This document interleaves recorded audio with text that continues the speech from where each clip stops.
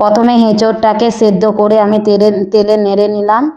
তারপরে আলুটাকে ভেজে নিয়েছি। তারপরে চিকেনটাকে ম্যারিনেট করে রেখেছিলাম। পেঁয়াজ টমেটো কেটে রেখে দিয়েছি, রসুন বাটা আদা বাটা। তো তেলটাকে দিয়ে দিলাম গরম করতে। তো গরম হচ্ছে তেলটা, তো তারপরে দিয়ে দিলাম এলাচ লবঙ্গ সব ফাটিয়ে দিয়ে দিলাম। তো ওইটা একটু নেড়ে চেড়ে নেব, ভালো করে ভাজা হয়ে যাবে লালভাবে। তো তোমরা দেখতেই পাচ্ছ ভাজা হয়ে গেছে। তারপরে দিয়ে দিলাম আমি পেঁয়াজটাকে নেড়ে চেড়ে নেব, একটু ভাজা ভাজা করে নেব। নেড়ে চেড়ে নিচ্ছে পেঁয়াজটাকে। তো পেঁয়াজটা ভাজা হালকা হয়েছে। তারপরে আমি টমেটোটাকে দিয়ে দিলাম। তো তারপরে একটু লবণ দিয়ে দিলাম।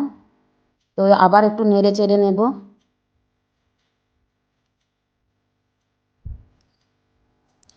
একটু ভাজা ভাজা দুটোই হয়ে গেছে। এবার দিয়ে দিলাম রসুন বাটা।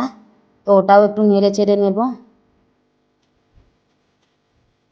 তো রসুনটাও ভাজা ভাজা হয়ে গেছে। তারপরে দিয়ে দিলাম আদাটাকেও ভালো করে ভেজে নিচ্ছি নেড়ে চেড়ে। তো আদাটাও ভাজা হয়ে গেছে, দেখতেই পেলে তোমরা। তো বাটিতে একটু জল নিলাম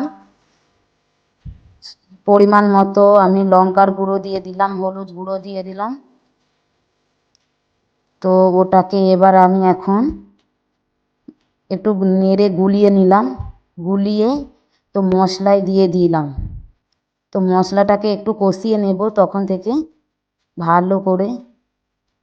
তো কষানো হয়ে গেছে, দেখতেই পেয়েছো। এবার দিয়ে দেব চিকেনটা। তো চিকেনটাকে আমি ভালো করে নেড়ে চেড়ে একটু কষিয়ে নেব বারবার। তো ঢাকাও দিয়ে দেব। তোমরা দেখতেই পাচ্ছ আমরা এই ঢাকনাটা দিয়ে দিলাম। তো এবার ঢাকনাটা খুললাম, আবার একটু নাড়ব।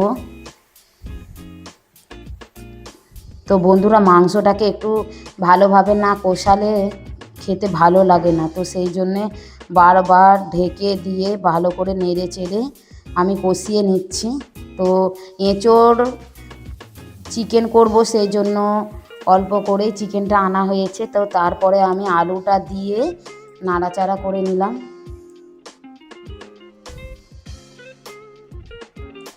তো আলুটা দিয়ে নাড়াচাড়ার পরে আমি জল দিয়ে দিচ্ছি, পরিমাণ মতো জল দিয়ে দিলাম। তো জল দেওয়ার পরে আমি ভেজে রাখা এঁচোড়টাকে আমি এবার জলের মধ্যে দিয়ে দিলাম, মশলার মধ্যে। তো দিয়ে আবার একটু নেড়ে চেড়ে নিলাম। তো আলু সব তো আমি তেলে ভেজেই নিয়েছি। তো তারপরেও আমি একটু মশলাটা ভালো হবে বলে, সেদ্ধটা আর একটু ভালো করে হবে বলে আমি ঢাকনা দিয়ে দিলাম। তো ঢাকনাটা খুলেও নিলাম, এবার দেখব যে কতটা কি সেদ্ধ হয়েছে নাকি। তো বন্ধুরা, আমার এঁচোড় চিকেন রান্না কমপ্লিট হয়ে গিয়েছে। তো কেমন হয়েছে তোমরা কমেন্টে জানিও।